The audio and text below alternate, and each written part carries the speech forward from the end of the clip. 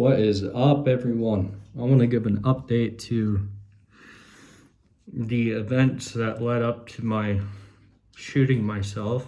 I'm trying to think back to the reasons, and it all came down to prescriptions doctors gave me, like benzodiazepines, without knowing how dangerous they were, how they can kill you when you get off them.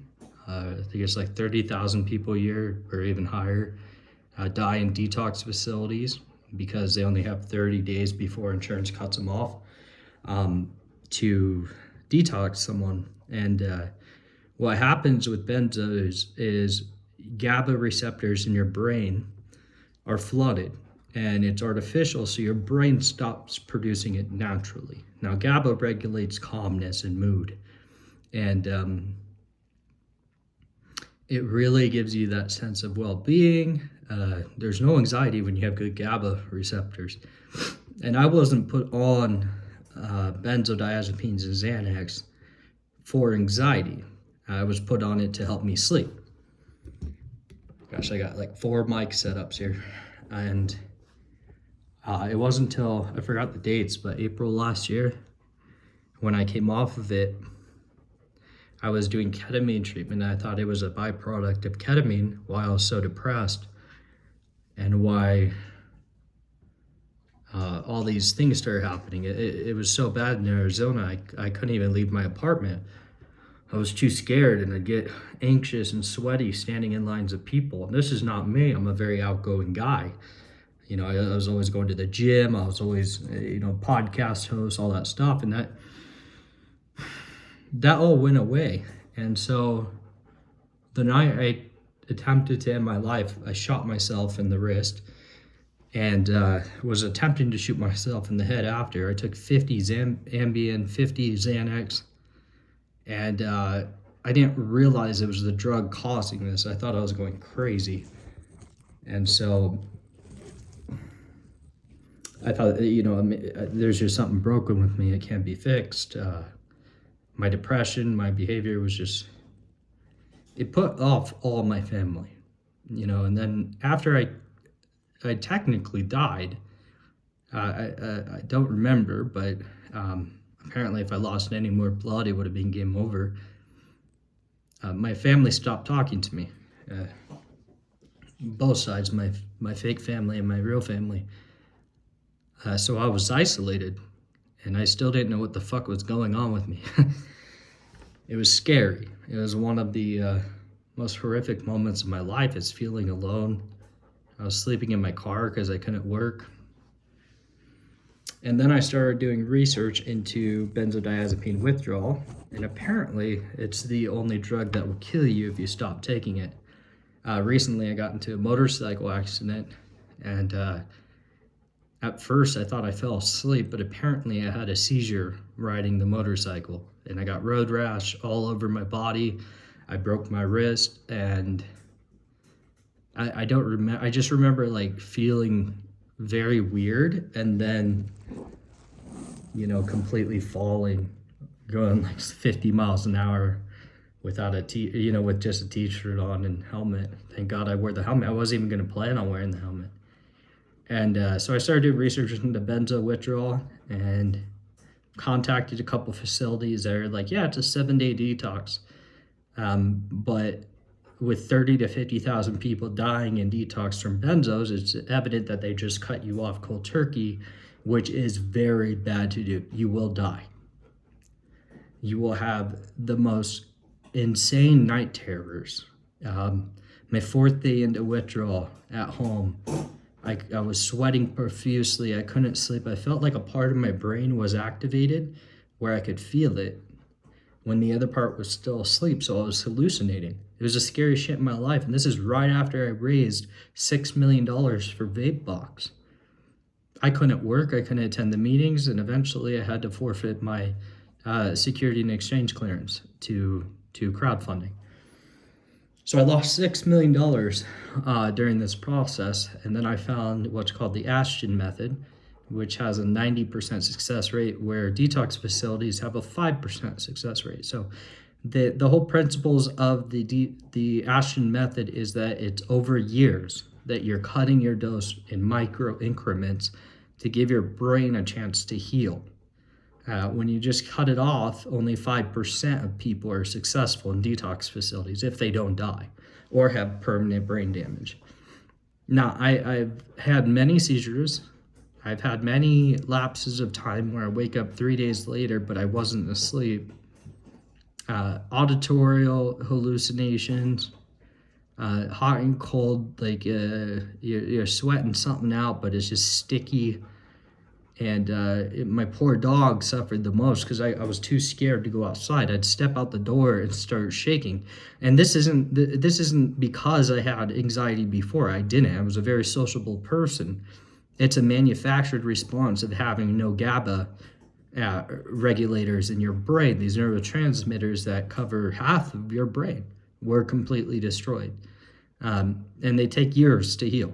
So that's why you see they found out that Xanax and benzodiazepines were the #1 drug found in suicide patients. And it comes down to following the Ashton method is that families, you destroy your family in the process. They don't know what the fuck to do, right? But in educating them, they don't want to hear it. They just label you a drug addict, even though these are doctor prescribed medications that I was not abusing. So when I got prescribed them, there was no warning about what was coming.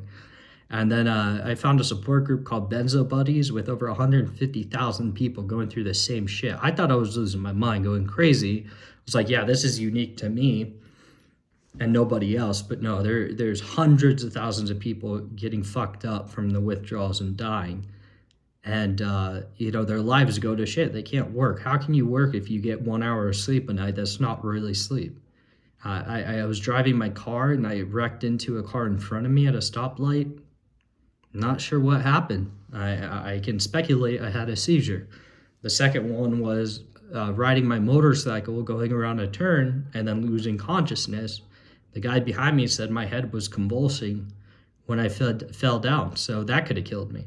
And I lost a $15,000 motorcycle. So fortunately, I have enough assets saved up to where I can do this 3-year taper and kind of focus just on that. I mean, I haven't gone to the gym in 6 months, and I don't have friends. I don't have family. I have no support from anyone. My family banned me from seeing all the kids, the nephews and nieces I love the most. It's like you try to kill yourself and everyone isolates you. It's kind of fucked up. It just showed the true colors in my family. If they're not getting something out of it, they don't want anything to do with you. And they're very pretentious Mormon, so it's like, if you're not adhering to their schedule, they don't give a shit about you. And so you have to recuperate and realize, okay, your family's out of the picture. You have no friends. What do you do? And I'd recommend for anyone that's going through benzo withdrawals to go to Benzo Buddies and connect with the forums and speak about your experiences, because you're going to get met with thousands of other people that went through the exact same thing. A lot of good tips and things to do to mitigate those withdrawal effects. But the best thing to do is to have a tapering program that is so extensive that gives your brain time to adhere to the micro increments that you're cutting off, which is very hard to do. I found a compounding pharmacy that was able to facilitate it for about $20,000. So very expensive price to pay, but very more effective than going to a $30,000 lockup facility with meth heads and fentanyl recovery guys that are trying to kick your ass the whole time. So, I mean, I got kicked out of my $30,000 facility, lost all the money on my 4th day. I got punched in the face and said, fuck you guys, I'm done. And I didn't really know why I was there. I didn't really understand the purpose of what was going on in my life. It just seemed like something changed, and it was internally in my mind, and I didn't really have an answer for it or how to mitigate those effects. And every Utah-based rehab center, detox center is doing it the wrong way, and people are dying. And now they have low death numbers in the facilities because they rush them to the hospital, and the hospital becomes in time of death, so they don't have to record it. They'll immediately cut you off and lock you in a room, and it's like, this will kill you. You will have seizures that lead to coma. You will die. You won't come back from it. And that's not if you don't kill yourself. Like my situation, I felt so alienated from friends and family that I figured the best option was to shoot myself, and I successfully shot myself. Am I proud of it? No, it's just I thought there was no other option for me. I was losing my mind. I had no data about benzo withdrawals. I had no idea what the fuck was going on. And I was experimenting with ketamine, and I was like, oh shit, the ketamine is fucking up my brain, but it wasn't. So that's my update. I lost $6 million for my startup because of this fucking drug. And now I'm doing a 3-year taper of diazepam. So I switched to a longer acting benzo that's easier to get off. But again, the Ashton Method says choose your own schedule, choose when you want to get off of it, and don't make it quick. You make it quick, you're going to have severe side effects.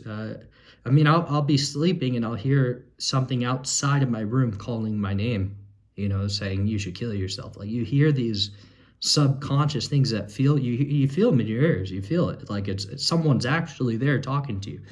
But this is your mind fucking with your neurotransmitters, producing a false result. So anyways, that's my 2 cents, guys. I'm still alive for some fucking reason. My dog is still healthy. I was able to get on diazepam today, and all the effects are gone, just like that.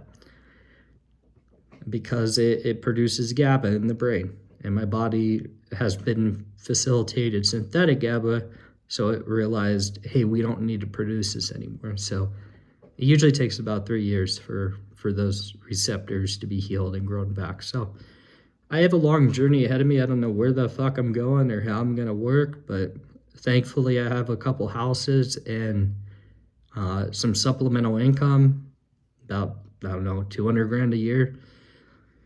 So I'm going to continue living in my shitty apartment, tough this thing out, try to get exercises, nutrition during the day, and eventually be able to cope with the mitigated withdrawal. So if any of you guys are taking Xanax and have any questions and don't want to end up with a bullet shot in your wrist and almost to your head, reach out to me. And, I'm an open book. Ask me anything. So that's my update.